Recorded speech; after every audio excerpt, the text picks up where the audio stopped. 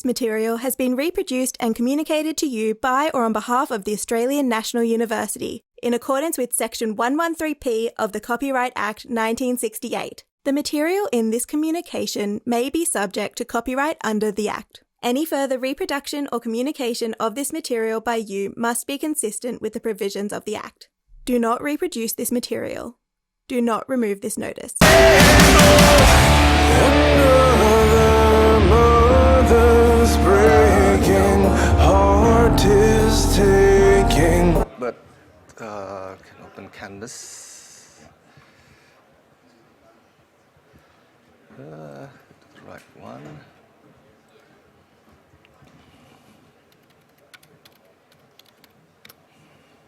Should let the song play. Yeah. Well, we were doing this. That's good.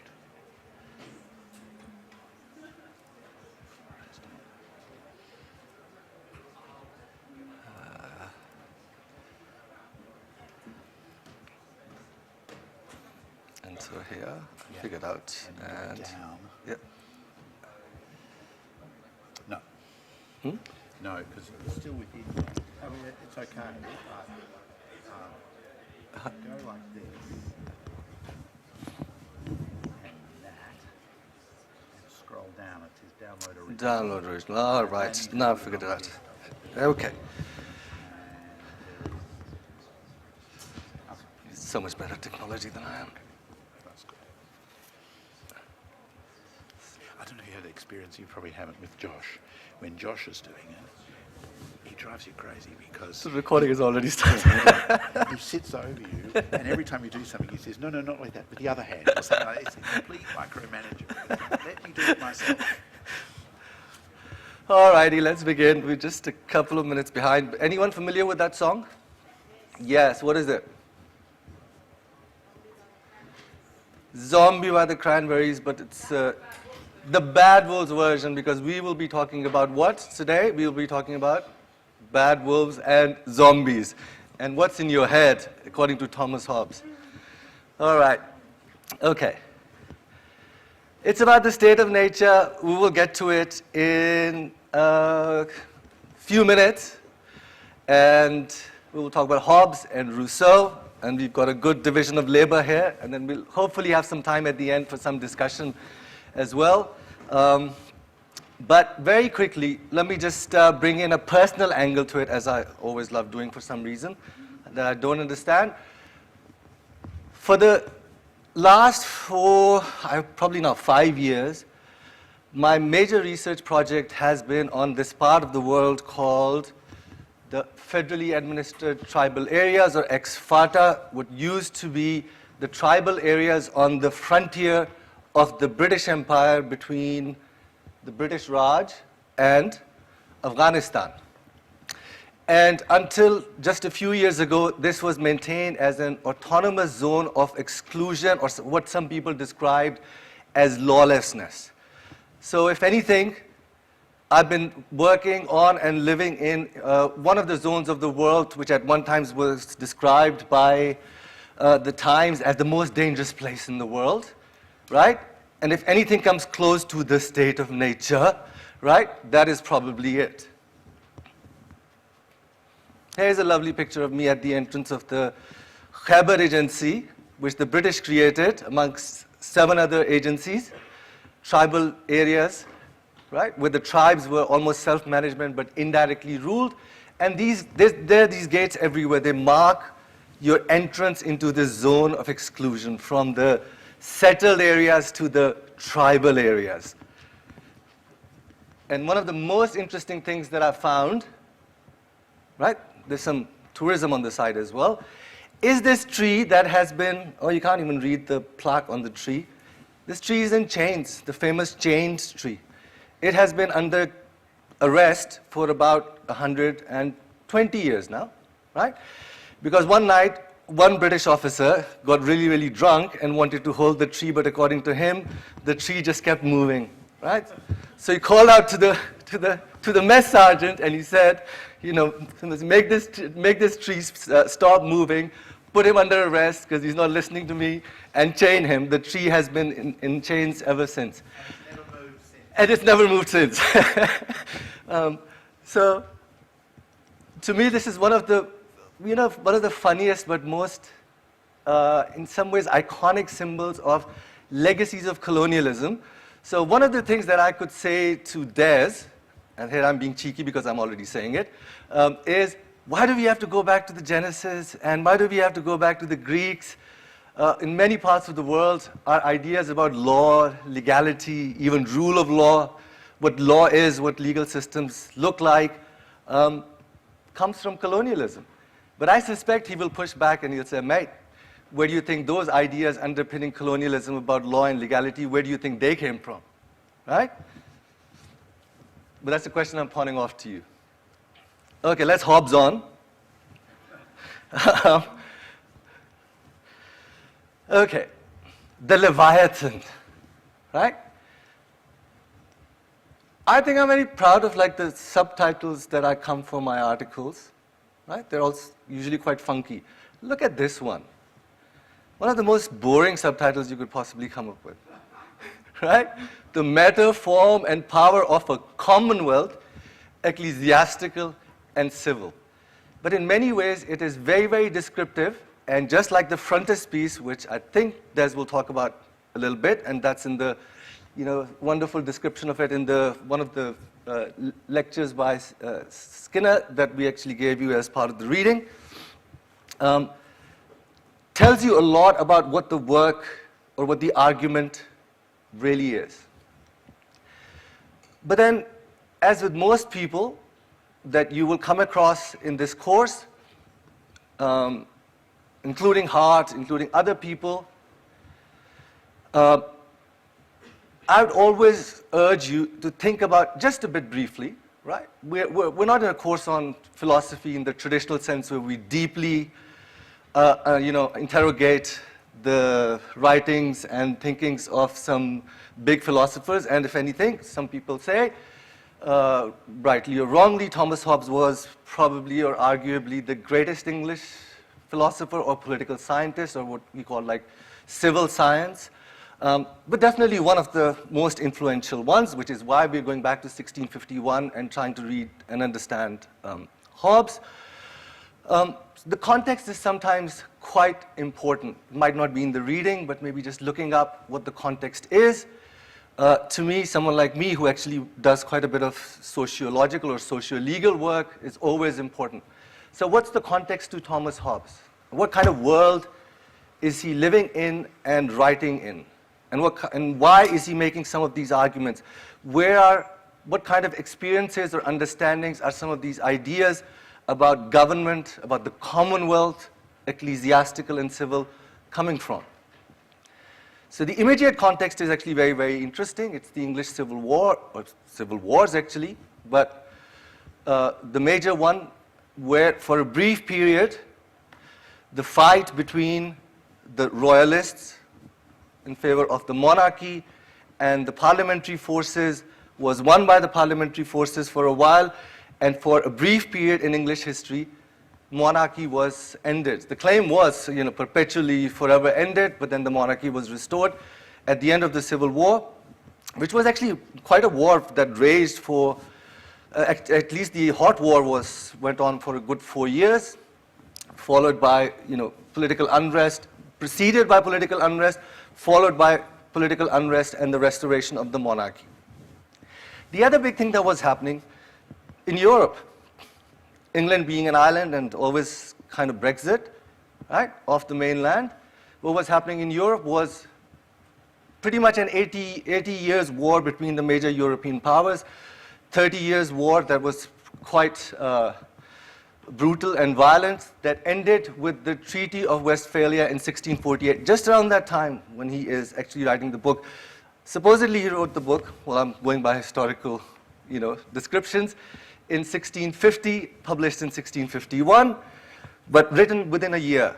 So 48, 49 is when he's writing right after the Treaty of Westphalia, where to many political scientists, that is the foundation of the modern state, which is the foundation of what we now call the nation state or the modern state with territorial integrity, right? So as the key issue is like territorial integrity, sovereignty over a defined territory, and monopoly of violence over that particular territory. And that comes from the Treaty of Westphalia, where the different parties recognized that we will not mess with also known as Peace of Westphalia. We will not mess with each other, right? Try to maintain peace between different countries, recognizing your territorial integrity as much as we possibly can. The foundations of the modern state. And the third interesting thing that is happening in this particular period, and I suspect Des will talk about it in greater detail, so that's another question that I will pawn off to him, is the beginning of European colonization. It's very interesting. Hobbes was not on the board, but was working for somebody who was on the board of the Virginia Company, which was actively exploring the process of colonization and resource extraction in North America. You know, the great game of colonialism had already begun, was in fairly early stages, but it had already begun. So that's the context in which he's writing. But the most important one is the domestic context, which is the English Civil War. Okay, another key thing, just a general point. We are in a course, we don't call it jurisprudence, but a lot of courses on legal theory are called jurisprudence. And what is jurisprudence? Jurisprudence is simply defined, and that's a point we'll come back to again and again in this course, at least in the next few weeks, is the philosophy of law. It is thinking about law in a philosophical mode. For many people it is, right? Because a lot of people call it analytical jurisprudence, analytical philosophy of law. And so when Hobbes is talking about the state of nature, right? Is he describing, is he making an intellectual history of the world? Is he giving you an intellectual history of the world? Or is it what you can simply call a thought experiment?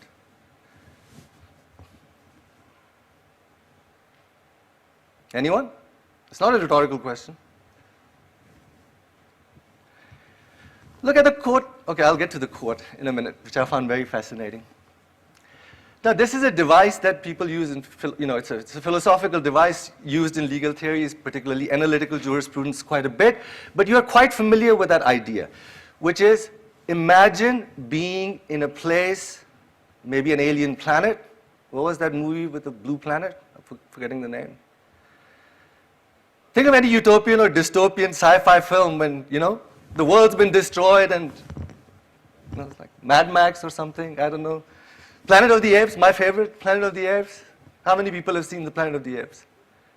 Yes? The original one or the more recent version? Both, very good, right? Charlton Heston at the end discovering the Statue of Liberty on the beach, right?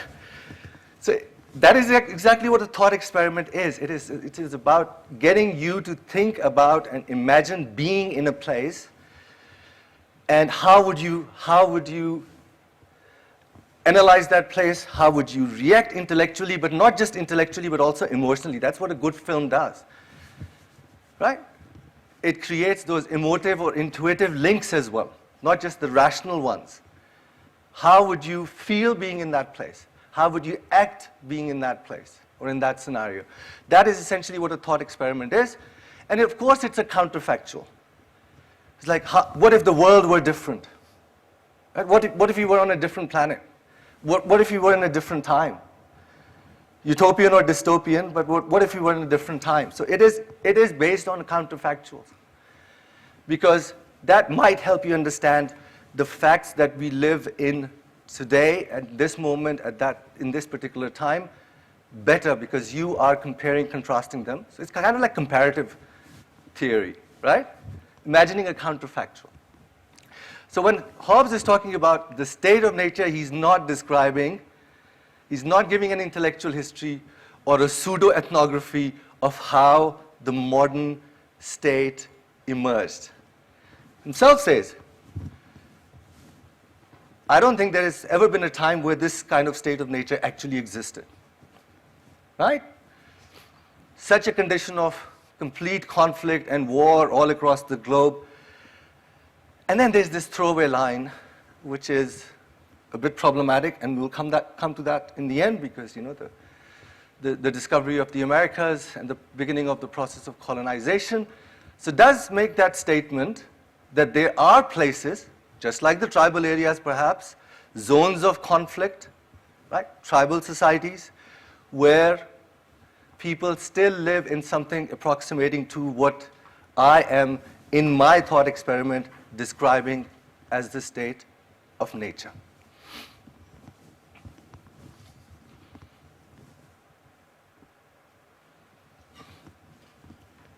What is the state of nature? That is when there is no government, this pre-government state.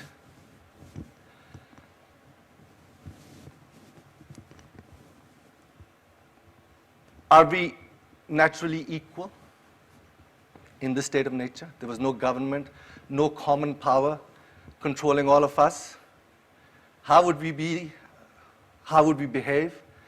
Are we equal? Yeah? In what way?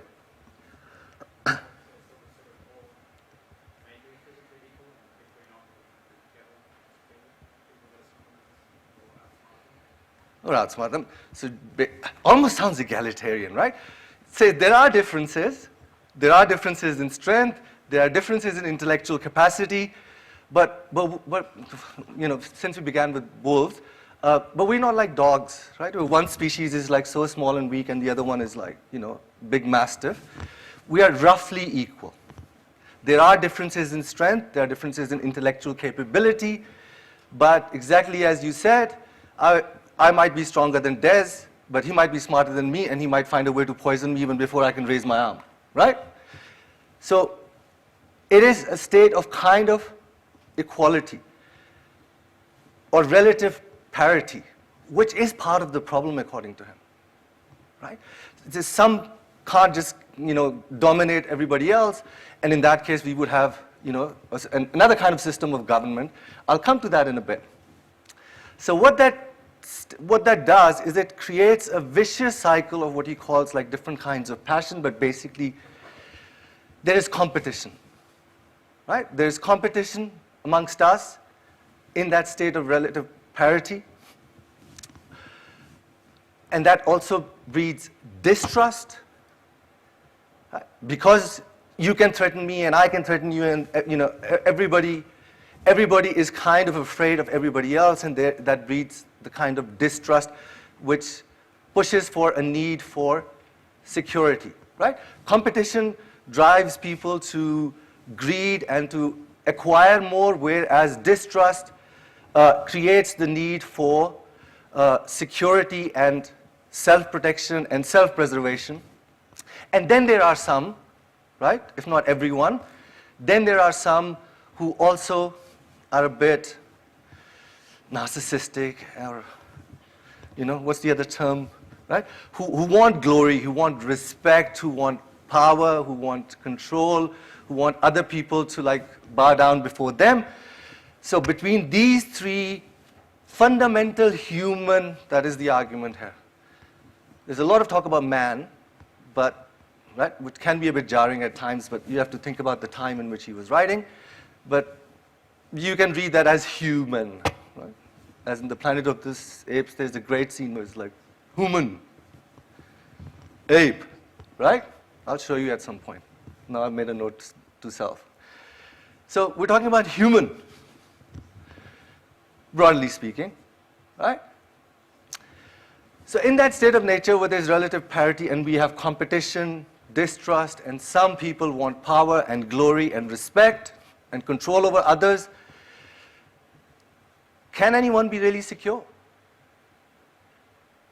No? So what you end up with, and there's this very almost poetic paragraph, I should have probably given you the whole thing, but that's what it ends with, is like in that state of competition and insecurity and precarity, right? And insecurity is not the only problem. There's also scarce resources. There is genuine competition for scarce. It's like a zero-sum game. One wins at the expense of other, right? It's not an expanding pie. According to Hobbes, it is limited resources, so we're all competing for the same thing in this environment of distrust and insecurity. And so what is the end result? It's a war of all against each other. Each dog for itself kind of world. That is what the state of this right, state of nature looks like. That is what it would be. It would be a war. And then he also makes some really interesting comments about war. War doesn't mean actual fighting. There can be moments of quiet during war as well. There could be Cold War as well, right? Each is looking out to see what the other is doing and what can I get without, and sometimes actual conflict in between. So that is the kind of environment. How happy does it make him sound? Right? And the argument is that is basic human nature. He's not, that this is how humans fundamentally, intuitively think, and if they were put in that state of nature, this is how they would behave. Yes?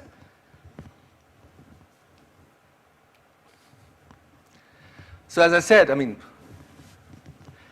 when you're in that state of nature, human is wolf to human, right? Every human is an enemy to another human, leading to a war of all against all. And again, war doesn't just necessarily mean like actually just killing people, but also constantly looking over your shoulder or thinking about what you can get from someone else or at the expense of someone else, right? Constant state of insecurity. Constant state of competition with other human beings. What would a rational person do in such a situation? That is his question. Given human nature and these fundamental things about us as humans, what would, and again the question is not what people actually did in that situation. It's a thought experiment. If you were put in this world, what would you do? So that is the basis for his actual main argument. But before you even get to that, has anyone seen Mongol? One of my favorite films. No one? Mongol. Mongol. Yes. Based on the, supposedly, with some historical accuracy, but I can't vouch for that. I don't know the history that well, so I'm going by the film, right? Based on the life of Temujin, who later became Genghis Khan. And that's a beautiful movie that depicts his early life and the kind of tribal warfare that happened supposedly in Mongolia, inter-tribal fighting, intra-tribal fighting, right? The jostling for tribal chiefdom, the jostling between the tribes for power, for territory, the kind of brutal killings and wars that happened. And at the end of it, he is the one who unites the Mongol tribes, creates a united country, becomes the king, is in many ways benevolent.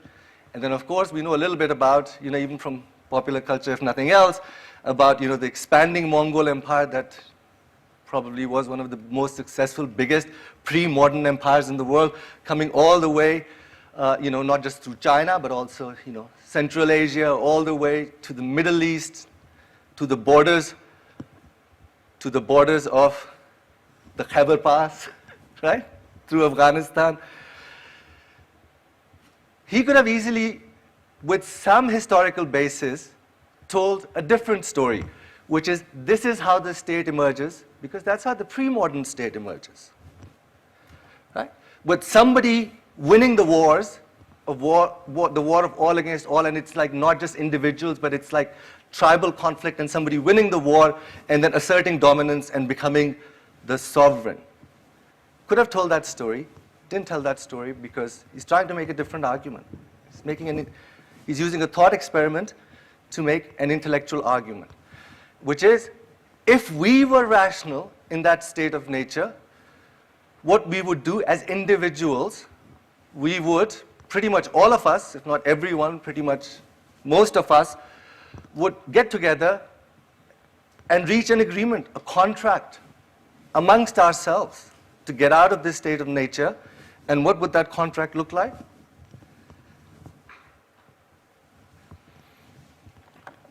It's a social contract.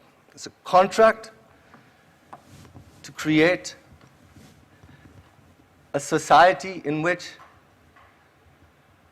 well, there is the end of war. There is peace.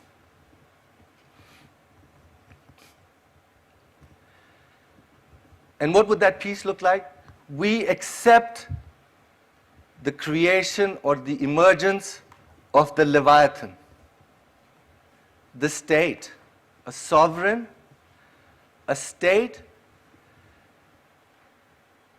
that sits above us and maintains the peace, guarantees our common agreement not to fight with each other, not to try to kill each other, not to be at war with each other. And it's that sovereign, the Leviathan, that maintains the peace. Why doesn't he call it a king?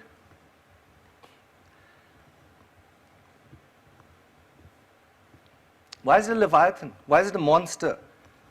My guess is because it doesn't necessarily have to be a king, there's different types of king, and also a lot of different authorities aren't actually king.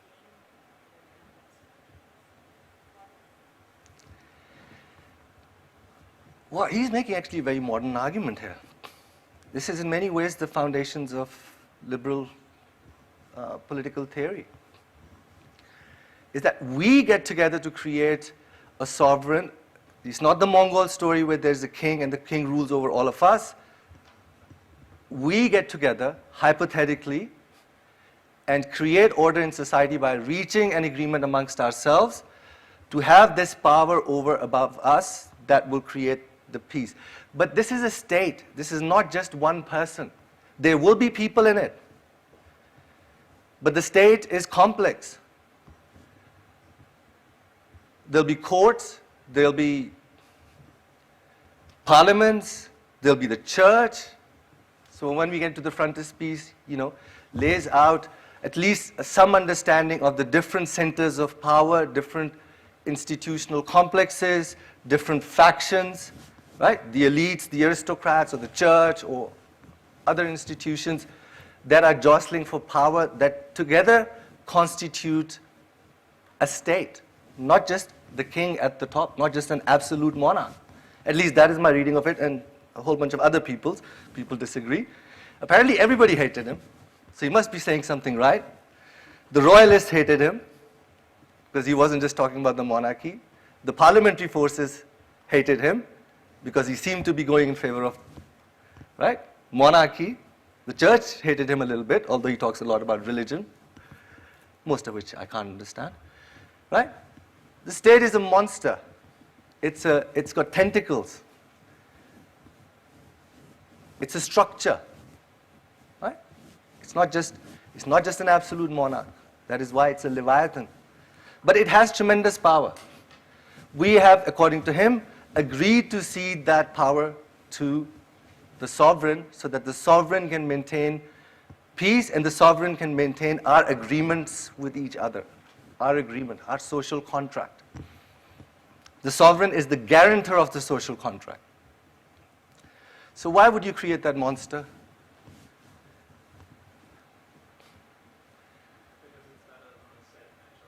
Because it's better than the state of nature, right? So it's not an ideal choice. It's in some ways, it's not an idealist account. It is that anything is better than being in the state of nature. Anything is better than being in a civil war. Anything is better than, not anything, right? It's a choice between possibly two bad options. One is much worse, which is the state of nature, and the second one is, a great deal better, according to him, is that at least we have a Leviathan, a state that has monopoly over violence, that can maintain our agreements, that can maintain peace and social order. It's about order. In contemporary language, right? In the global south, in authoritarian regimes, a lot of the time, this language comes up quite a bit. And that's what Hobbes sounds like, right? Law and order. Okay, that was the title of his show as well. But law and order, right? We're not talking about rights. We're not talking about democracy.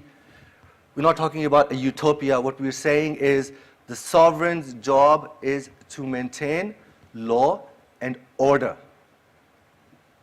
Maintain the peace, some measure of peace, and in order to do that, needs to have enough power and coercive power, monopoly over violence.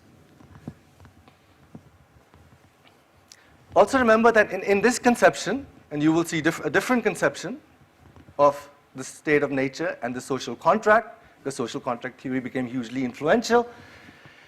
The contract is between us, right? The people. The contract is not with the state. It's not with the Leviathan. Why can't you have a contract with the Leviathan? You've spoken to anybody else? If not, then I'll come back to you. All right.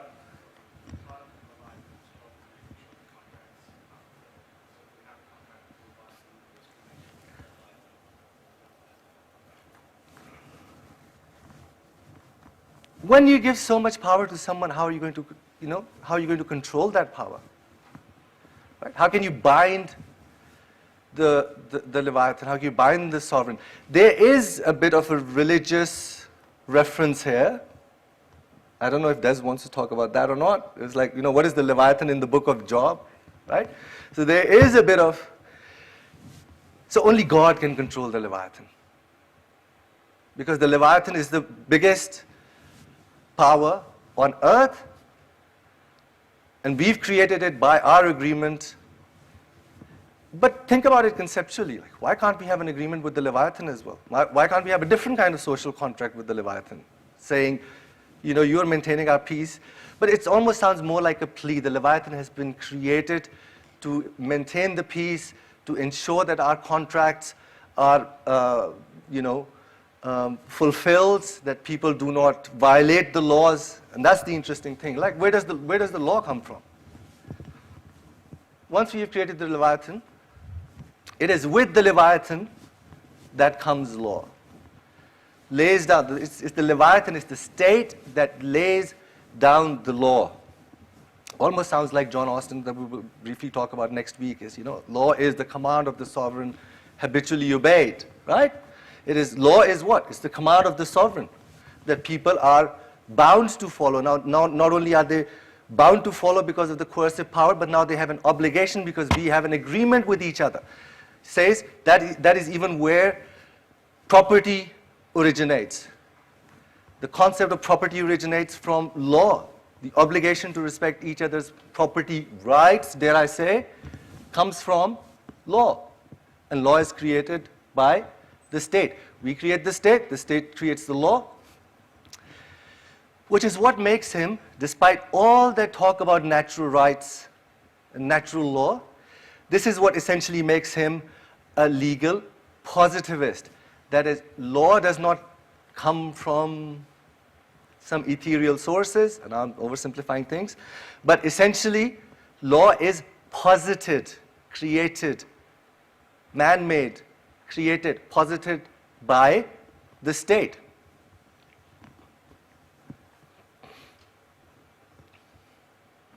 So law is state law. And it is despite all that language about natural law, the laws of nature, in the chapters that we gave you, do not miss the point.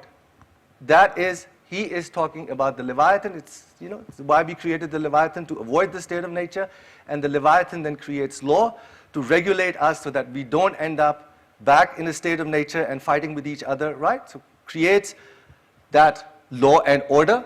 Law is part of that law and order paradigm. Whereas natural law, according to him, are these principles of rationality that we discover through our rational thinking, and he lays down a whole bunch of them. How many are there, actually? Something like 19, All right. I have promised to give Des enough time to talk about Rousseau, and then we can have a bit of hopefully a discussion amongst all of us, right, about the two differing versions of the state of nature and the nature of the social contract. Do not take Hobbes lightly. I'm not a big fan. He sounds very sad and grumpy, right? But there is a tendency to take Hobbes lightly. Do not take him lightly. He is quite sophisticated on certain points, and in many ways, that is the foundations of the modern Western liberal state. Some of those ideas have not been, of course, given the historical period, not been elaborated on. They became elaborated upon later with time and with history and experience. But you can find some of the core ideas at the heart of Western liberal, well, I wouldn't say democratic, Western liberal, the modern, I think modern is the key word, modern Western liberal state. He sounds very absolutist, does he not? And there's a big element of absolutism in it, but there's also this plea, the two things that I pointed out, that it's a state, it's not just a monarch. It's a state, it's a Leviathan, right? It's an abstract person, right? Not one or a handful of people. The second core idea, which is at the heart of liberalism, is the individualism. Note, it's not about tribes, it's not about families, it's about the individual. What would the individual, what would human do, right? What would man do if they were in the state of nature? How would they behave? It's about the individual. The social contract, too, is also amongst individuals. It's not intertribal compact, or it's not a compact between different communities, right? That idea of the individual, the rational individual, working in self-interest is actually at the core, at the heart of political liberalism, as we shall see as the more we explore. His relationship with colonialism is also, I personally find, a bit tenuous. A lot of people say, basically, that he was an apologist for colonialism, to put it in simplistic terms, and other people say, well, wasn't the least bit concerned about colonialism, right? His focus was here, not there, right? Keep the peace here in your own state. But even if we can't blame him directly, if you think a bit more deeply, some of the core ideas at the heart of colonialism and colonial legality are right here, right? Here we have a modern state, and if it's stable and it is peaceful, there we have noble savages. There we have no system of government, because this is what a system of government, modern system of government looks like. There we don't find it. Right? There we find indigenous peoples all across the parts of the world living in a pre-modern, like not even a pre-modern, in a state of nature. Some of the core ideas of colonialism, right, are embedded in here, even if Hobbes himself, even if you buy the argument that he himself is not, because his focus is, right, his focus is at home. How to create a strong state here. But overall, I mean, there are a couple of really nice quotes from the supplementary reading, I think, which sums up Hobbes's argument. That overall, given all things, right, given what the state of nature, the war of everyone against everyone might look like, a dog-eat-dog world, so to say, what he's trying to convince us is that an effective sovereign is overall, given all things, a desirable thing. Right? A strong state with so much coercive power is still a desirable thing, because what is the alternative? The alternative is collapsing back into civil war, or that nasty state where life is nasty, brutish, solitary, poor, nasty, brutish, short. Having this Leviathan is better than the alternative. Having a strong central power and a state that can maintain peace is overall better. And the same kind of argument is what you think about a lot of contemporary examples. You can think of probably a lot of contemporary examples where Hobbes is still relevant. Where when things are bad, there is a primary impulse amongst many people, if not everyone, that you need to have some kind of order or stability before you can start thinking about a better social order or a more equal social order or a more progressive social order. But first, there has to be order. That is the necessary precondition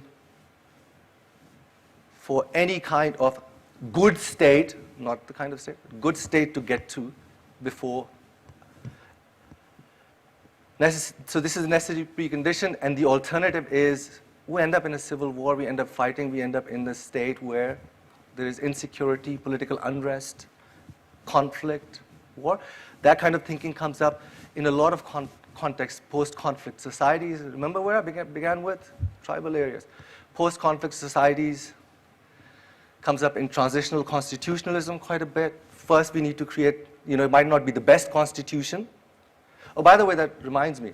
Did at any stage we actually get together and create a social contract? That's probably the key point, which I completely forgot in all of this. Did we ever get together and create a social contract? Constitution making probably resembles the closest thing to everyone getting together and signing up to an agreement or a document. But how did the state emerge? The state did not emerge, the modern state did not emerge through everyone getting together. It's kind of like an assumed, that's why it's social contract theory. It's assumed, it's a justification for having this kind of a state, is that if everyone were to be a bit selfish and individualistic and think rationally, we would be better off with the state than be in a state of nature. All right, I can stop here and hand over to Des.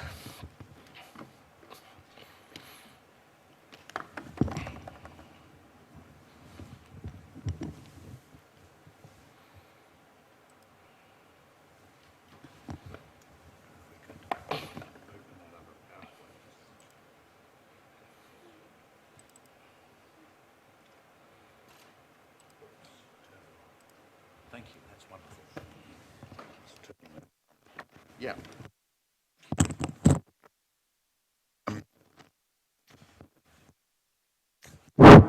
There it is, it's working. You've hit a lot of those nails on the head. What I want to do here is just spend about 5 to 10 minutes emphasising a few of the points that you've already made.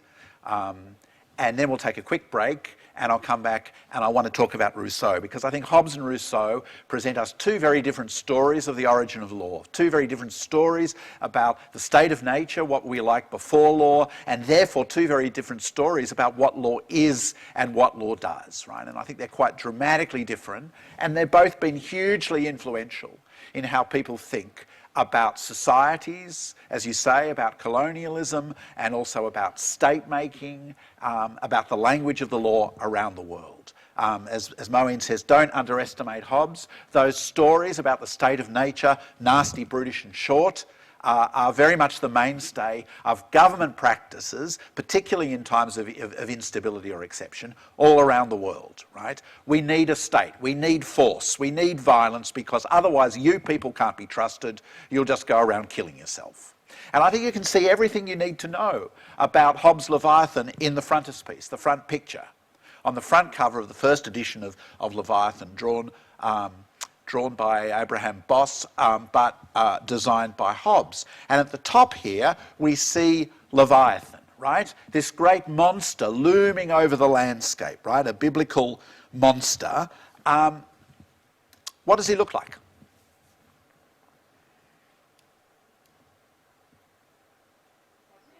Sorry? Like men? Right, yeah, more than a man though. What does he look like? A king, right? He looks like a king. And Moeen's right, he's not a king. Why was he careful not to distinguish? And Moeen's right, there's this really important distinction that gets made here, that a king and the state are not the same thing. They might be.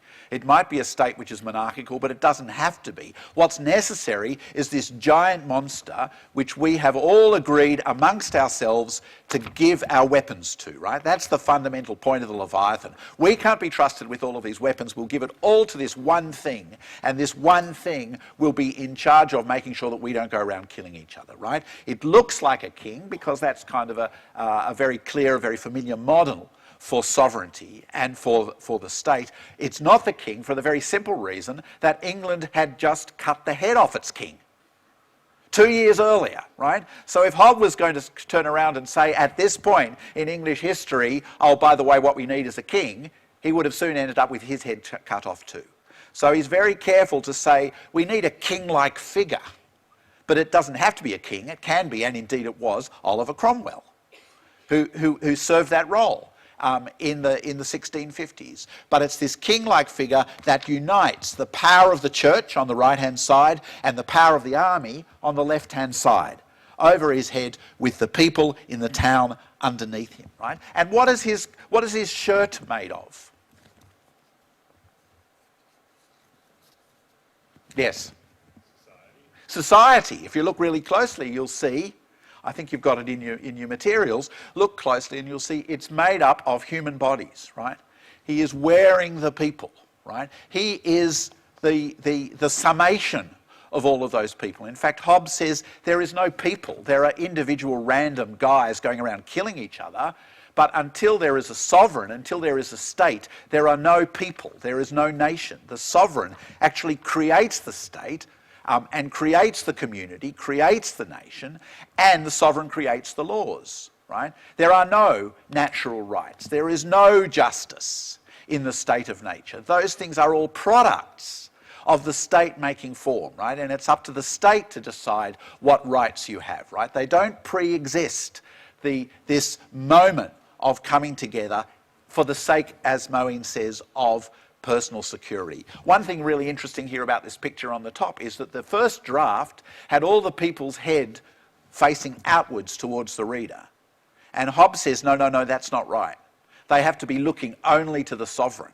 So we see the backs of their heads. We don't see their eyes because we don't want to think of them as individual creative souls. We want to think of them as creatures of this sovereign form, right? And what kind of a town is Leviathan protecting?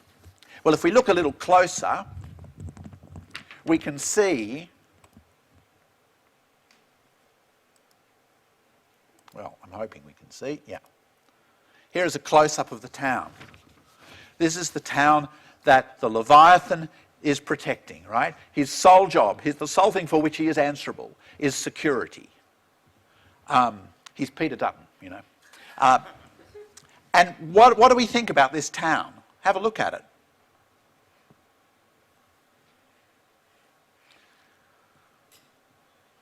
Any comments? What kind of a town is it? Say that again. It's like it's a fortress. Excellent. It's exactly like it's a fortress. Very, very good. Do we see people trading, people gathering together, arguing about politics, dancing, drinking? Definitely not. What do we see? Soldiers. Correct. We see soldiers exactly like a barracks, right? We see soldiers, and other than that, we see people, no people, right? There are no people in this town, right? It is unpeopled, yeah? It is just a state of peace. Rousseau, when we come to Rousseau after the break, right, he says, yeah, a dungeon is also peaceful. That is exactly what he says, 1.4, read the chapter, right? A dungeon is also peaceful. That's not a good enough argument. That is a good enough argument to come together in this kind of way, to give up all your power, all your freedom, all, Rousseau says, your equality. We'll come to that in a sec, right? Because they have very different ideas about equality, right? And to surrender it all to this monster just for the sake of a dungeon, right? In fact, there are two other figures. If you look right at the left hand, just at the bottom of that picture where the church is on the left-hand side, you see these two other figures. Do you know what they are? To the left-hand side of the church. Yep, those two little black people. Do you know what they are? They actually are quite distinctive. They've got a very distinctive shape. They look like birds, actually. They look like giant birds, but they're not giant birds. Anybody? They are something really quite specific and quite illuminating. They are plague doctors who in the 16th and the 15th century used to wear these giant bird-like masks, and they would burn like herbs and things in the top of the mask. Look up the picture, plague doctor 15th century, and you'll see they wear these weird contraptions on their head. They're plague doctors. Well, he's worrying about, and Moeen's right, look at the context, he's worrying about the civil war in England, the regicide, the violent death of thousands of people. It was a horrific experience that he lived through. And they're worrying about the longer history, which was the Black Death, in which, do you know how many people died in the Black Death? The answer is up to half of all of Europe died. Not 1%, half. And the plague kept coming back every 20 or 30 years. It killed 20% of the population of London every generation for centuries. And that's what Hobbes is worrying about, right? The guy is consumed by fear, but these are reasons that he's fearful. This is reasons why he thinks everything is better than having no state. Any state is better than leaving ourselves open to those things. You know what this is a picture of? It's Melbourne 2020, right? It's lockdown, and Dan Andrews is the Leviathan, right? That's what this is. It's Melbourne in lockdown. That's what the Leviathan is for, and as we've said, it comes from this particular space. It comes from this place of fear and insecurity being the real problem. The only problem that we really need to worry about is how we're going to keep people inside and not polluting each other or killing each other, right? And the answer is, let's have an army. Let's have a giant. Let's have a monster, right? All of those kinds of things. So what flows from that? What flows from that reading of this image and that reading of the chapter 13, I think it is, of Leviathan? Well, the first thing to note is there are no rights, there are no justice, there are no equalities, there is nothing before the Leviathan. The state of nature is empty of value, and it's only the state, which we give all our weapons to, that provides the terms and decides the terms on which we have rights and justice, on which those laws are the creation of the state. As Moeen rightly points out, the Leviathan is not a party to the contract any more than God was a party to the contract in the Garden of Eden, right? How could you do that, right? In fact, one of the most famous lines from Hobbes, he almost got killed for blasphemy for it, by the way, narrowly escaped execution, for saying that the sovereign is a mortal god. That's the image. A sovereign is a mortal god, right? Is responsible for creating, but so he's not sovereign, he's not answerable to the people. The sovereign is answerable to God, but he's not answerable to the people. The people make their own agreement that what they need is a monster, and they give all the powers to that monster, and then the monster decides what to do with them. So the sovereign makes the state and the people, not the other way round.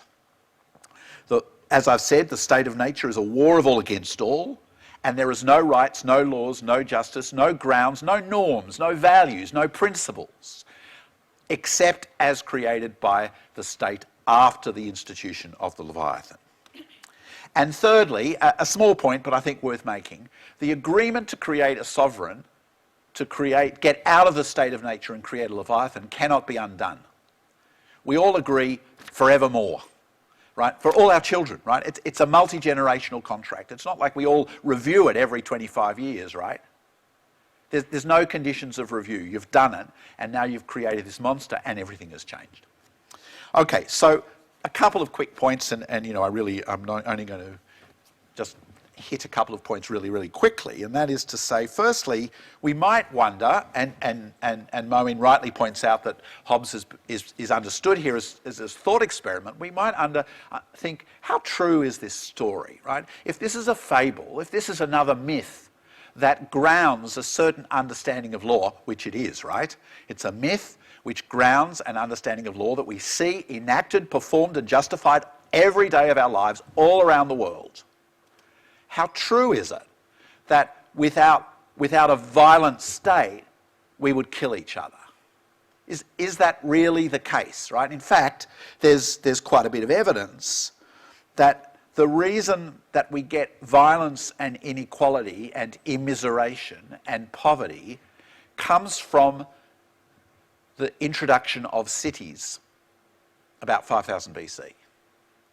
People lived happier, longer, more healthy lives before the creation of cities.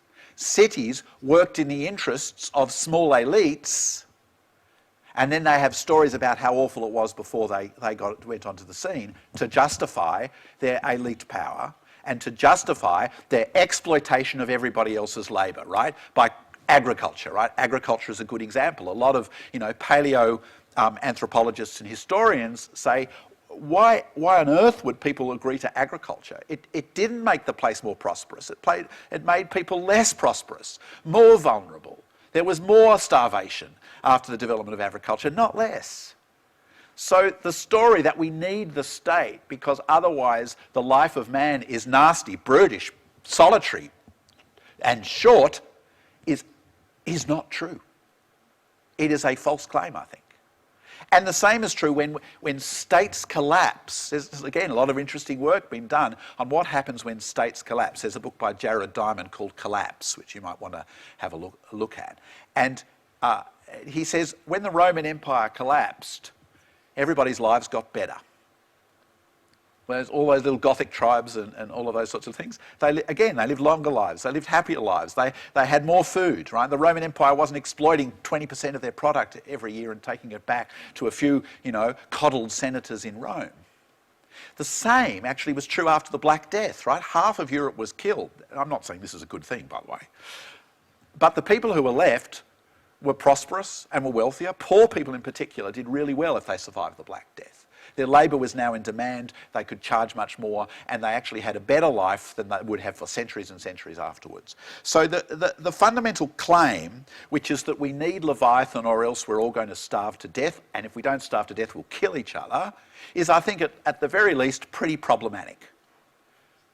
It's treated as a kind of self-evidence, but I think it's not self-evident at all. And secondly, a thought experiment is never pure and rarely simple.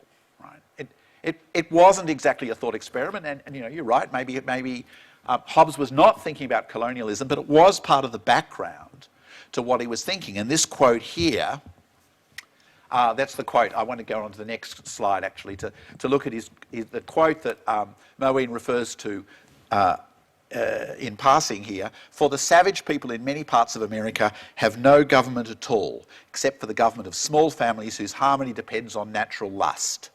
Those savages live right now in the brutish manner I have described, right? We have said that one of the foundational things that influenced Hobbes was the English Civil War, 1642 to 1649. And another thing that really influenced Hobbes was the Black Death, 1348 to 49, still going on in places like London. The other thing that clearly influenced him was 1492 and the discovery of the New World by Christopher Columbus and the beginning of the whole process of global colonialism that expanded Europe, right over the globe. And Hobbes has in mind the stories that he's heard of those people when he's thinking about the state of nature, right? And even more important, the people who then go out and colonise places like the Americas or the Caribbean or Australia for that matter, have Hobbes in mind when they look at local populations. They think to themselves, oh, here we are, state of nature, nasty, brutish and short, and therefore what follows from that is any state must be better than what they've got. It's a justification for absolute power, right? It's actually a beautiful alibi for the dispossession of Indigenous people all over the planet that they were living in this state of nature. Their lives were nasty, brutish and short. They had no government, they had no rights, they had no law. So we were actually, oh, surprise, surprise, helping them out. Right? They need us because we all need a Leviathan, and Lord forgive them, they don't have one. So we'll provide it. So it's not so much that Hobbes is thinking about colonialism when he's writing Leviathan, but firstly, he's clearly got this background story from somewhere, and I think he's got it from the early stories that were circulating about the New World, about American tribes, about cannibalism, about violence, about torture, about all of those kinds of things. There were a lot of early stories that were already obviously extremely self-interested. But regardless of Hobbes' motivation, what's important is the use that cultures made of this Hobbesian story in their expansion all over the world, right? It was a very powerful thought experiment because it justified the violent imposition of force on communities, on nations and peoples, because anything must be better than the state of nature, and these people live in the state of nature. When the British came to Australia in the 18th century, they came with a famous line, also a book by Jared Diamond, guns, germs and steel. And that was, those were the tools of conquest, guns, germs and steel. But what they also had in their back pocket was Hobbes. Hobbes sitting in their heads. Hobbes was the earworm about what it means to encounter aliens from another planet, encounter different communities that don't look like us, that don't have organisations like us. This must be the state of nature. The state of nature is nasty, brutish and short, and therefore it is not just possible or convenient or useful for us to take these places over. It is necessary that we take these places over. We're doing them a favour because they need the monster. And if without the monster, their lives must be pretty terrible. So that whole story was an incredibly important myth in the process of colonisation right around the world. And I think that as Moeen and I think agree, is a really important reason to understand Hobbes, but also to think critically about where are these stories coming from, how true are they justified, and what are the implications of believing this myth as opposed to other myths. Okay, let's take a break, 6 minutes, so that I can get on and talk about Rousseau.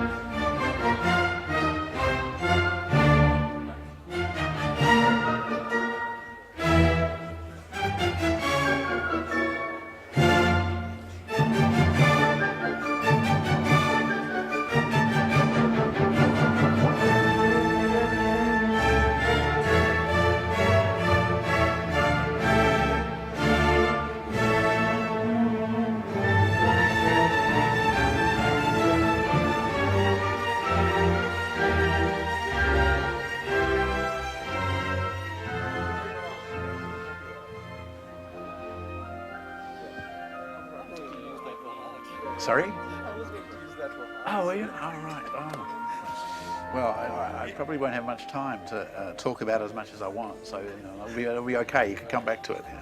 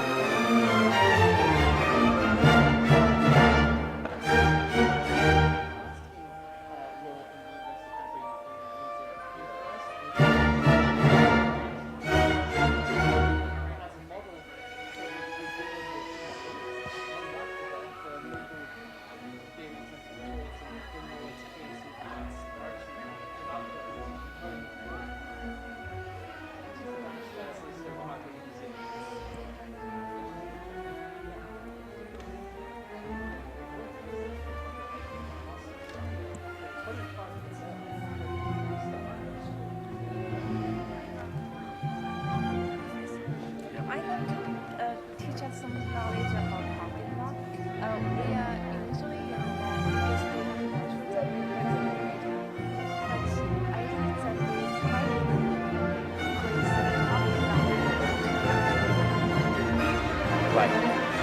Right. Public law is there to control the violence. Yeah, sure. That's right. That's right. So ideas of democracy and public law are both ways of trying to control the Leviathan. But what you often see is as when you get into states of violence or emergency or exception, like civil wars or things like that, the language of the Leviathan returns, and people say, forget public law, forget the Constitution. Because governments do that all the time, right? They say, yeah, public law is all very well, but this is an emergency. We need the Leviathan. So I think that the underlying idea of the Leviathan doesn't go away just because we try and put in place things to control it. Yeah.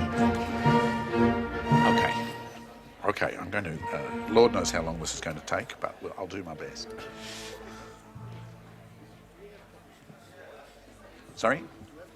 Yes, yeah. Yeah, no, they're on, in the class recording section, where the recordings are. There. I can show you. Yeah. Okay, everybody. Right. Now, I wanted to start with that brief excerpt because I think actually, and I'm hoping to get back to it, although it will be a question of time, Beethoven's Ninth Symphony comes out of and is an incredibly powerful articulation of Rousseau and of the ideas of the Enlightenment and of human brotherhood and of working together and of nobility and of equality that Rousseau sets against Hobbes' dark vision, right? Rousseau has an optimistic vision of society, actually also a dark vision of the state, but we'll get to that in a second. So, and the beginning of Beethoven's Ninth Symphony that you've just listened to is actually about the state of nature. It's a piece of music about the emergence of order out of chaos. If you listen to the first minute or so, we have this kind of swirling cosmos of different sounds, and gradually things take shape, they form, they constellate together to form recognisable shapes, motifs, and eventually this kind of extraordinary, ambitious, beautiful symphony, right? So Beethoven is telling us a story about the state of nature and the emergence, and we'll see that particularly in the last movement, of brotherhood, which meaning of like, again, a sexist term, right? The family of man working together out of the state of nature.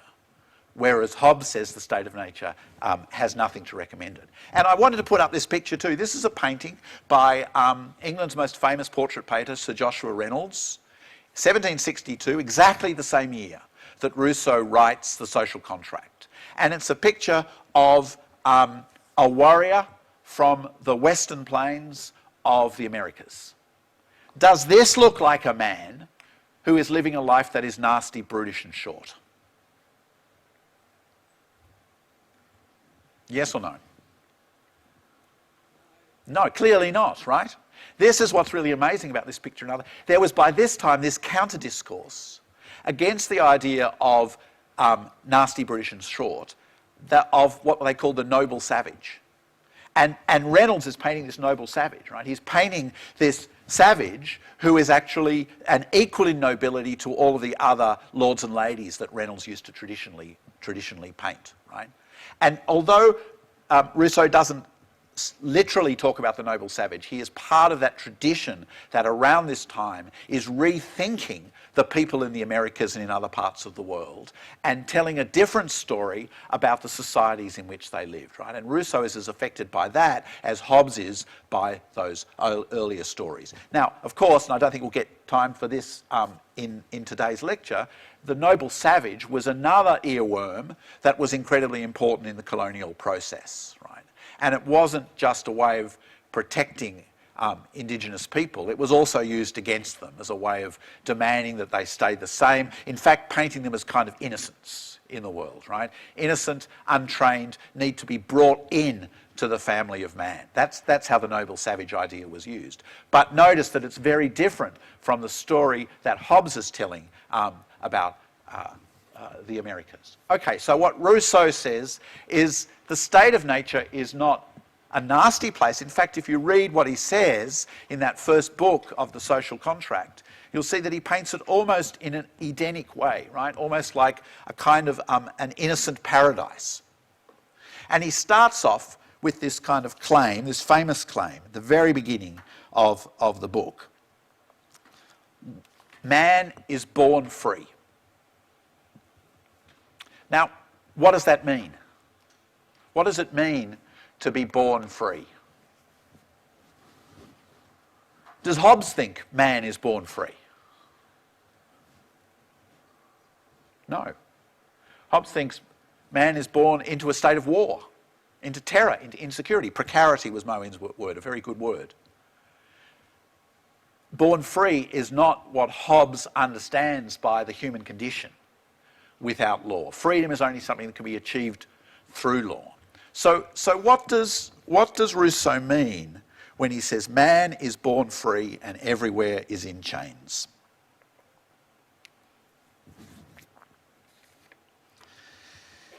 Perhaps what we want to do, and I've put up this chart to just help you sort of navigate your way through these first few paragraphs, is go back to this idea of equality and ask ourselves, when Hobbes thinks that people are naturally equal, what does he mean by that?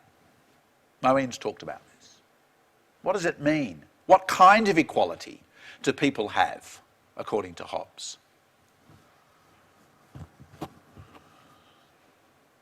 Yep. That's a wonderful way of putting it, exactly. They are equally vulnerable, right? That's their equality, right? Because some might be stronger, somebody weaker, but as Moen says, you can always creep on somebody in the middle of the night, you can stab them to death, you can poison them, you can trick them. We are all equally vulnerable. Rousseau says almost exactly the opposite. He says we are not naturally equal, we are naturally unequal, because some of us are strong, some of us are weak, some of us are bright, some of us are not so bright. In what way then does Rousseau say that we are equal? Yes. We're equally free to exert that power, whether it's unique or I think that's true. I think that there's an equality of expression, but I think there's something else that's really going on in Rousseau, a different kind of equality. Anybody else?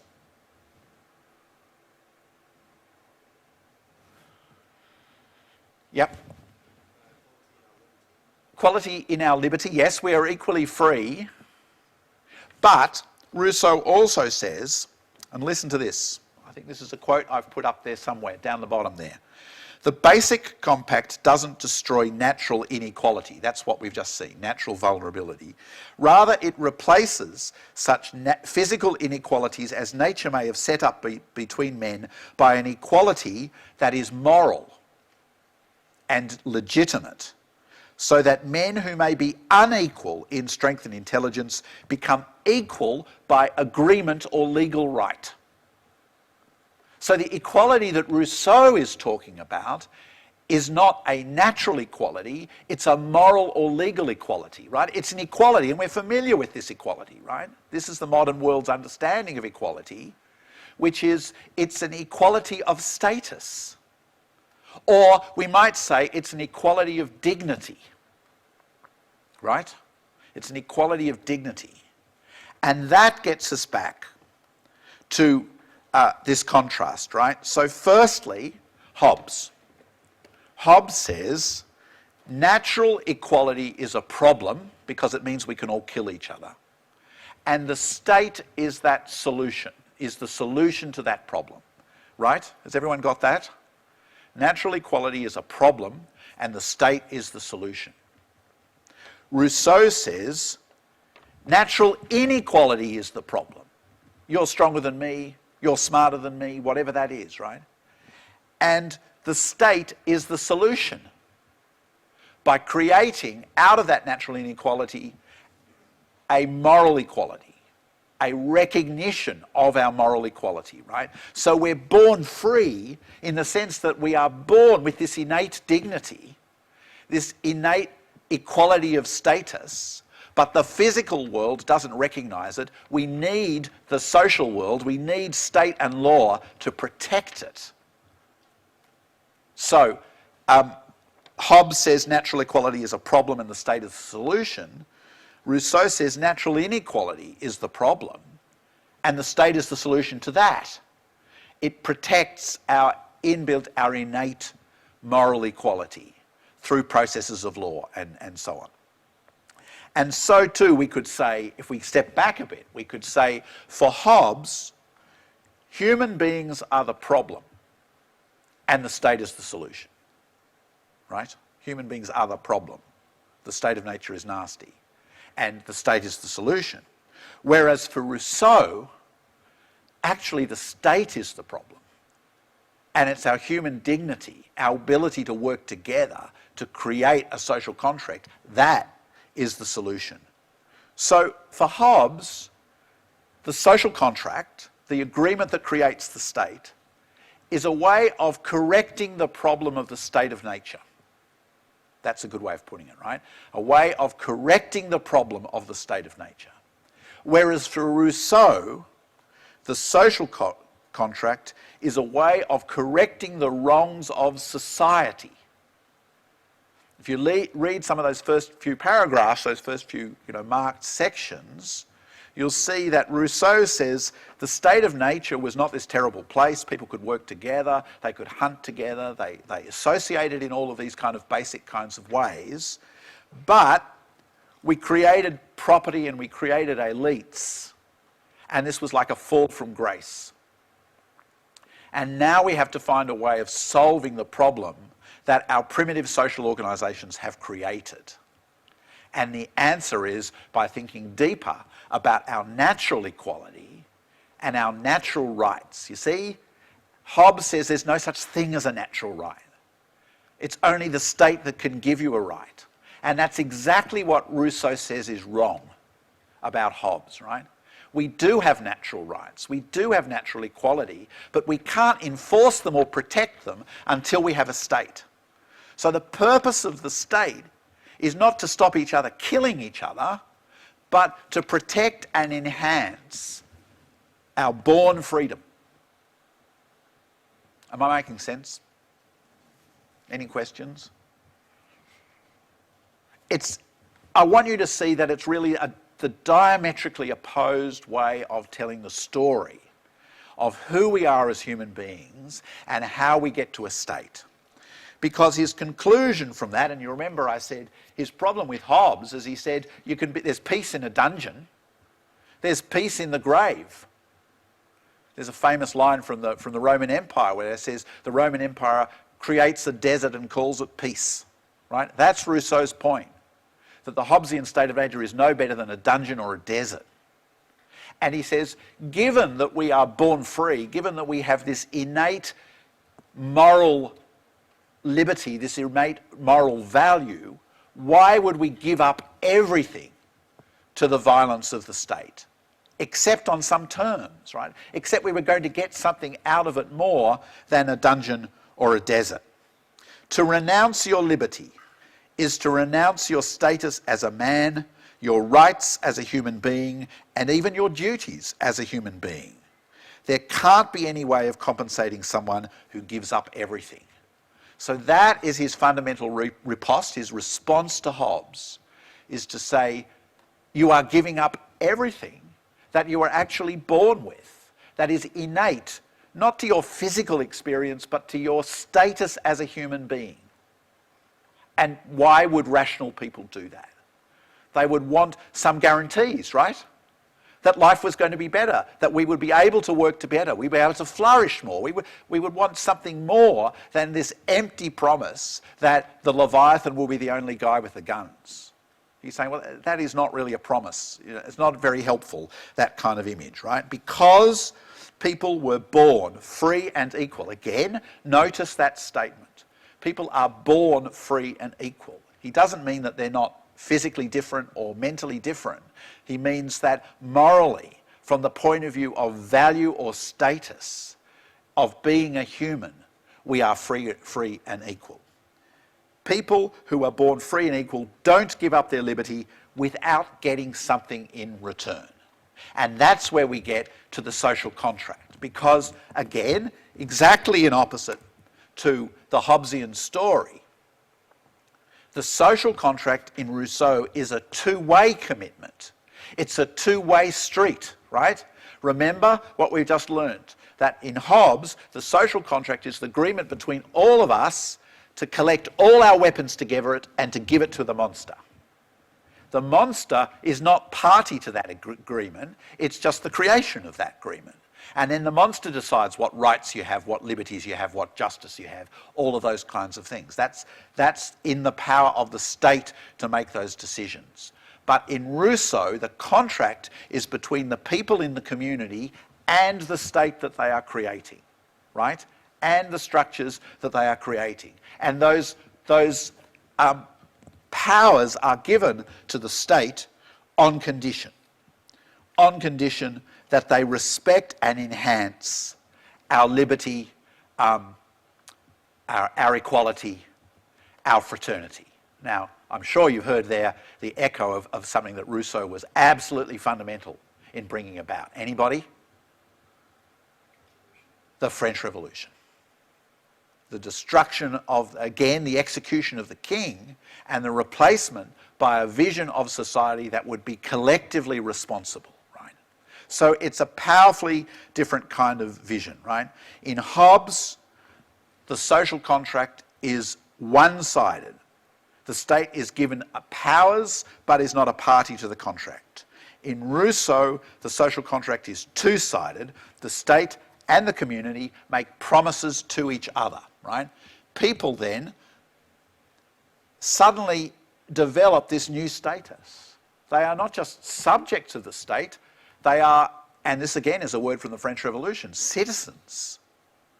Meaning they have a share in the state. It's not an argument about democracy yet, but it is an argument about innate rights and the responsibility of the state to the community and not just to God.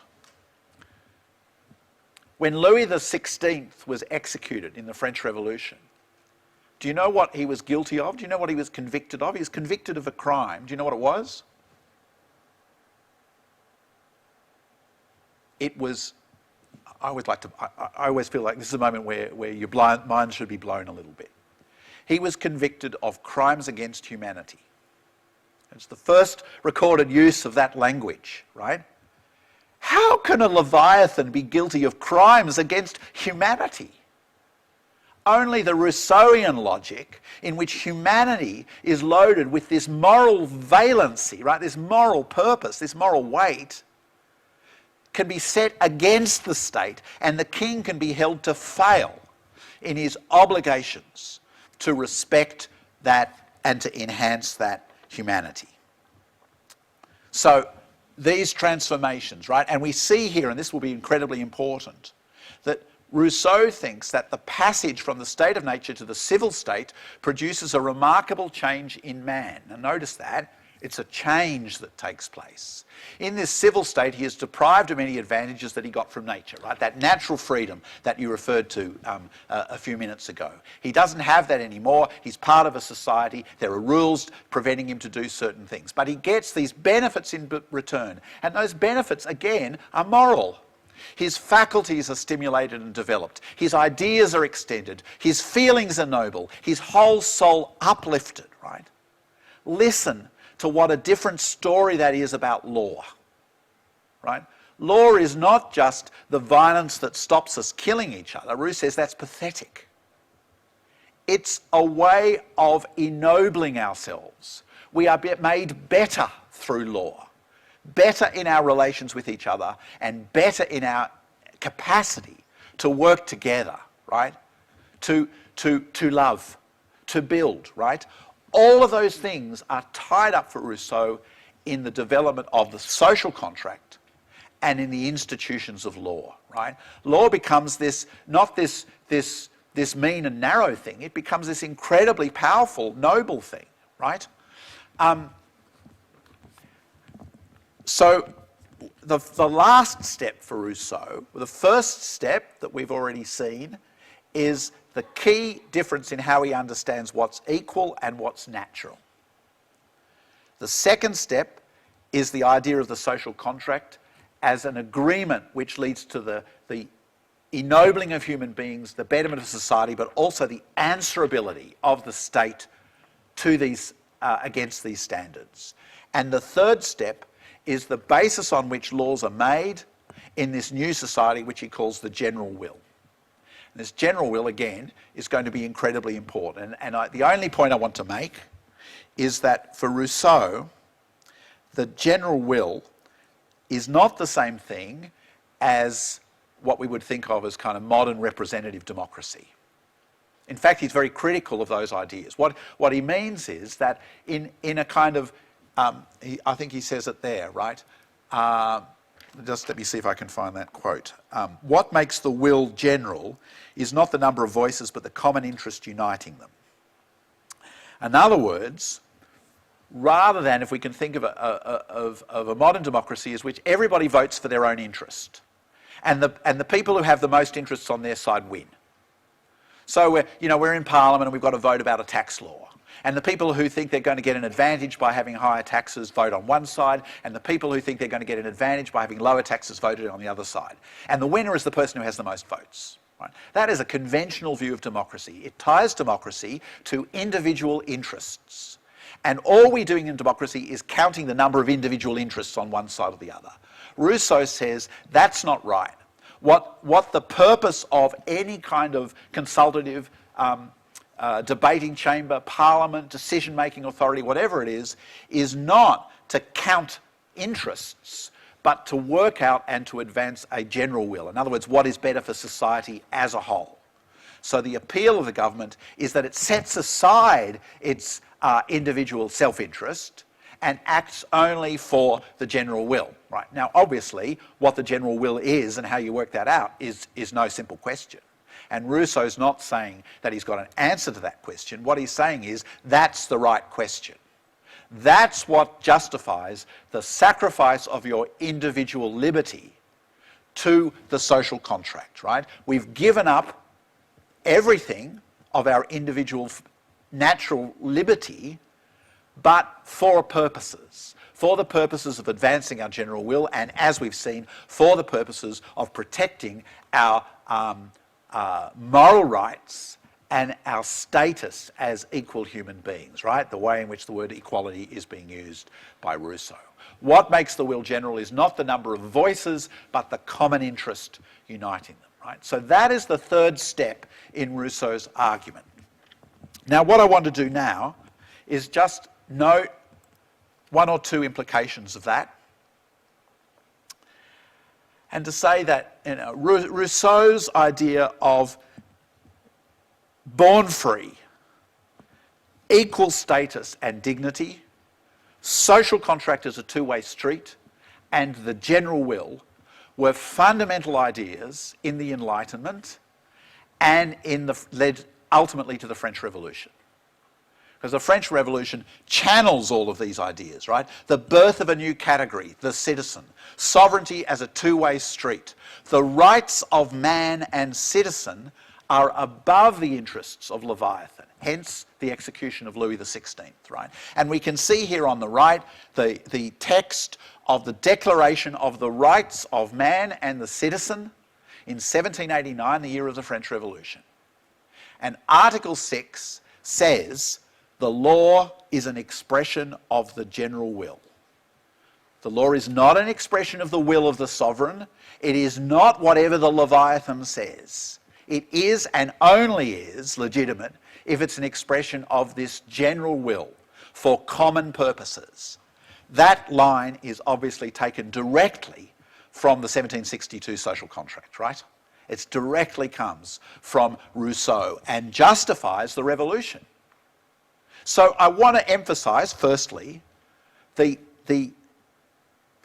dignity of this vision, right? The glory, really, of this vision. And that's why I wanted to refer you to Beethoven, because in the last movement of Beethoven's Ninth Symphony, we get this poem by Schiller from 1785, which is all about brotherhood, coming together, achieving a futurity.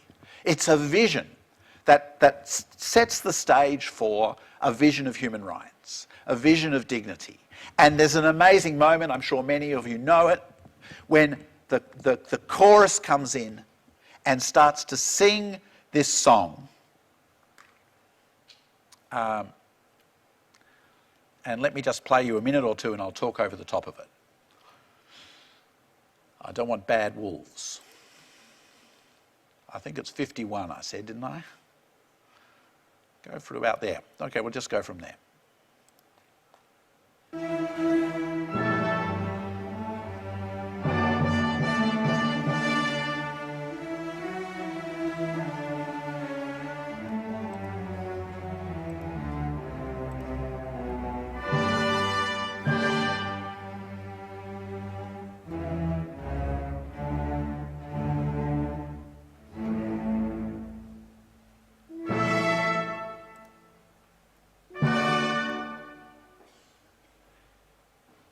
I'll just talk over the top of this and I'll just ask you to sort of listen. This is this great tune that is going to be joined by the whole choir, and it's a tune, thanks Moeen.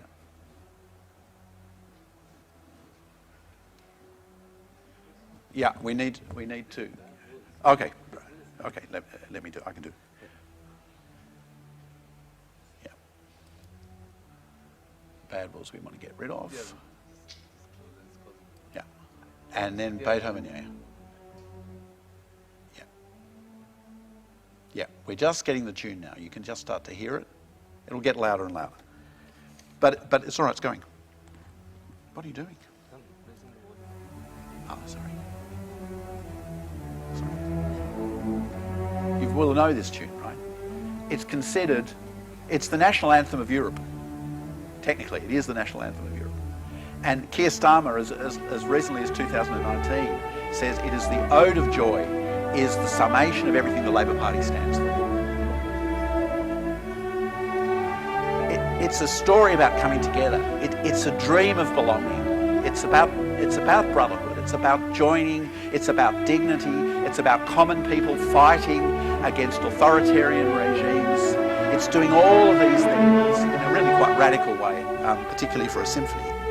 And it's important to understand the vision that is behind this tune, this vision that is behind Rousseau. It became so important in the 18th century. In fact, every time since the 18th century, these ideas become kind of rallying points for a different way of understanding law. We'll get the signal soon. But the point I want to make is that the social contract and the general will, so foundational in the French Revolution and most other revolutions since, are also a change in how we understand what law is for. The social contract and the general will are not just a means of security, but of moral improvement to the day. The task for law is not the absence of war, but to change human nature. Think about that. That law should be understood as the way in which we will change human nature. We will make people better. We will rise them up. We will all sing. That there is a nobility, there's an incredible power to that, which I think Beethoven is channeling in a really extraordinary way in this piece. So I think that is the two of the key points. One, law is about more than security.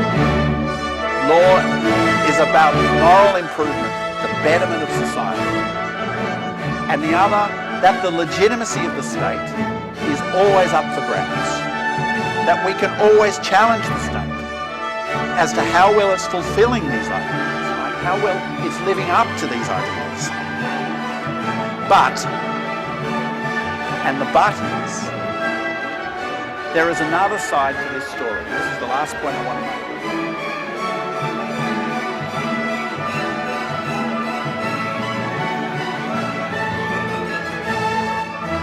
How did the general will and Rousseau and the rights of man end up with the terror?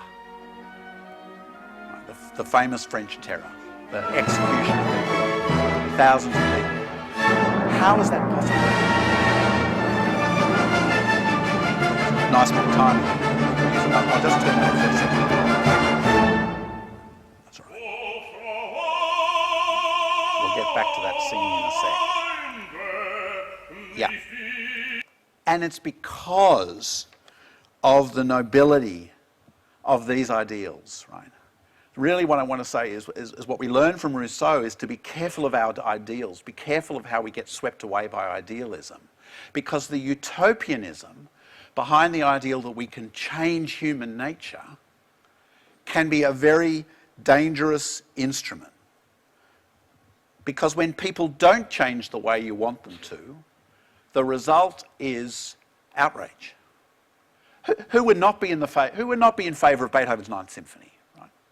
Who would not be in favour of this utopian world where law will make us all equal, will rise us, our souls will be uplifted, our morals will be improved, everything will be better.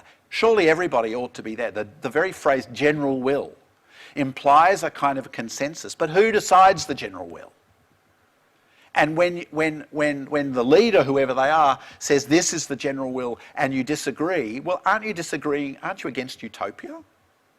Aren't you against Beethoven? Aren't you against brotherhood? Aren't you against love? How dare you? Those people are obviously menaces and they ought to be got rid of. That's the logic of the terror. The logic of the terror is a kind of an idealism that knows no bounds. Just because the aspiration is so powerful, just because of that, then it can lead, as surely as it leads to a kind of noble dream, it can also lead to a nightmare. And the thirst for law as a moral force is both an incredibly powerful vision, but also an incredible risk. And I think those are the two sides of Rousseau. And different people will stand differently on it. At the end of the class, I'll pay you another couple of minutes from the very end of Beethoven's Ninth Symphony. And at that point, you begin to hear that there's almost something a little bit compulsory in Beethoven's Ninth Symphony too. It turns into, as that movement goes on, it turns from this beautiful song, this wonderful chorus of brotherhood and love, into something a little bit more like a march. And then a little bit more like a military parade. And you feel like you're being forced to get up and march in the streets. You're being rallied, right? Like troops. And so even in Beethoven, we get this little sense of this undercurrent, the ways in which utopianism and a huge aspiration for law can end up being a kind of a danger as well as a kind of vision. Okay. Did you want to say something? You want to? Perhaps we've got a few minutes, so maybe now would be. Perhaps I just want to make one more point, Moeen, And that's to say, if we look at the Australian colonial experience, here's a picture that I talk about a lot in my other classes.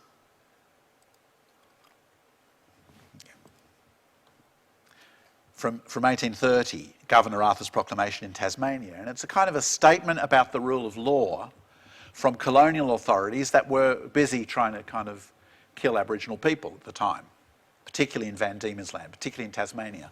But you can see, if you look at that picture, the ways in which the ideas that we've been talking about in this class are echoed in the kind of argument that's being made here for the law on the bottom two panels. So in the first panel, we've got this picture of our natural equality at birth. We're all the same as each other. It's a bond of brotherhood between men and women, between men and men, babies and babies, women and babies, different colours. Everything is all kind of mixed together, right? That is a statement of Rousseau's state of nature. And then there's this agreement in the second panel, which is like a social contract, in which people are agreeing to come into this kind of social community, to leave their state of native liberty, of natural liberty on the left-hand side there, right, and to go into a social or a civilised state under the leadership of the British, right? Of course, there's a lot we can say about what's going wrong in that picture and how it doesn't really depict what was happening at all. But as an ideal, we can see here exactly what Rousseau is saying about the social contract, right? But then when we get to these last two panels, in which we're being claimed that, you know, a black person spears a white person, the black person hangs, a white person shoots a black person, the white person hangs, this promise of equality begins to sound less like Rousseau and more like Hobbes. More like a kind of violence that is just there to make people conform, to throw down their weapons, to live in a state of security through the power of the Leviathan. So I think that here is a good example of the ways in which the ideas that have been underscoring all that we've talked about in these last 2 hours echo very strongly in colonial histories all over the world. Okay, perhaps we've got time for a question or two.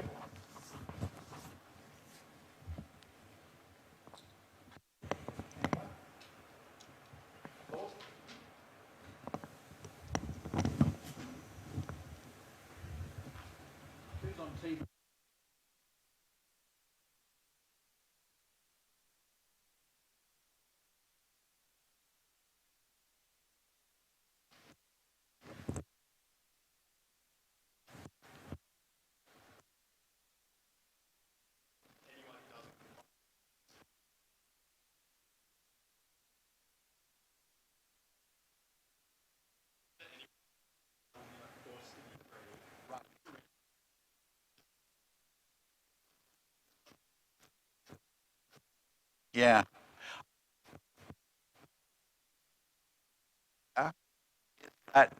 That there is this kind of freedom that comes of a member of society.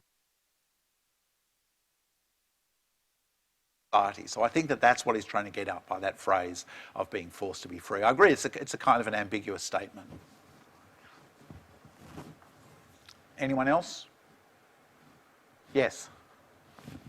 No? I did have one. Yep. I think we were talking about earlier the comparison between the Leviathan and people like Danny Landry and stuff.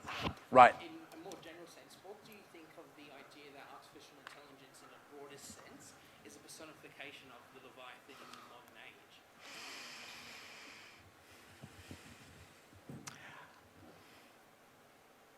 I don't know. That would be my short answer, as I don't know.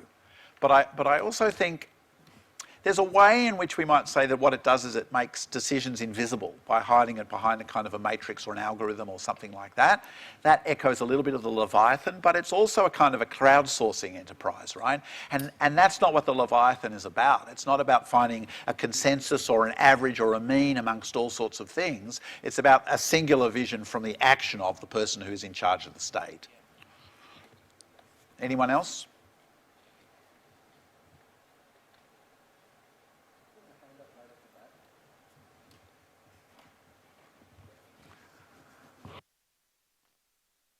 You have to shout that.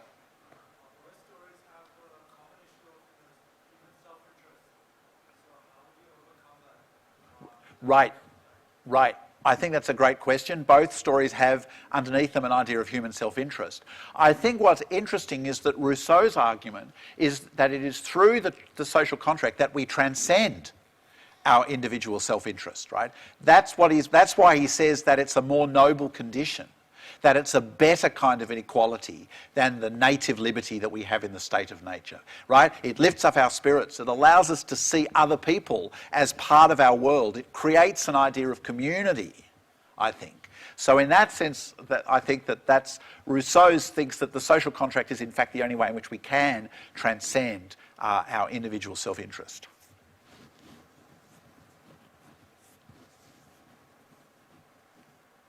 Anyone else? Anyone? Yep. Sorry. I wanted to elaborate on Hobbes' position. You need to speak up. Could you elaborate on Hobbes' position to a monarchy and if he was a royalist or not? Because Right. in Skinner's video that we watched, Right. he was saying that he showed the frontispiece to the new monarch, so Right. would indicate that he was Right. strong for that. But Right. Right. Right. Or Very interesting personal connection.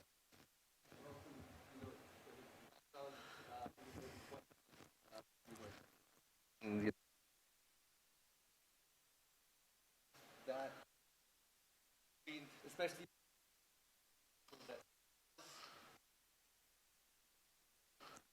what really say. Starting from the front, notion, not just the monarch but the state, and the state has multiple components. The frontispiece,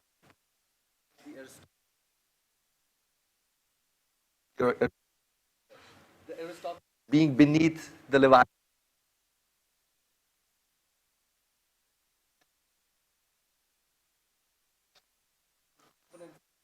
State, it's not just the monarch. That's I think let's remember that the title of Leviathan is a kind of a primer for the Commonwealth. And the Commonwealth was not just any word at all, right? It wasn't a random word. Commonwealth, as we know, does mean common good. So one way of thinking about the difference between Hobbes and Rousseau would be to think about the difference between commonwealth and general will as two different ways of understanding what that meant. But the more specific answer is that the Commonwealth was technically the name of the English state after it got rid of the king, right? From 1649 to 1660, England was not a kingdom, it was a commonwealth.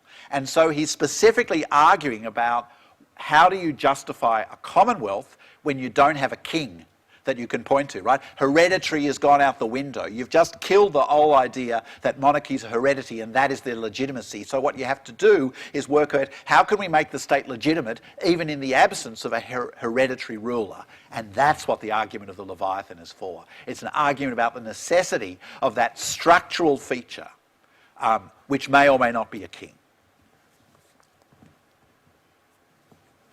Anyone else? Yes. I have a question about Hobbes and thought experiment around the state. Yeah.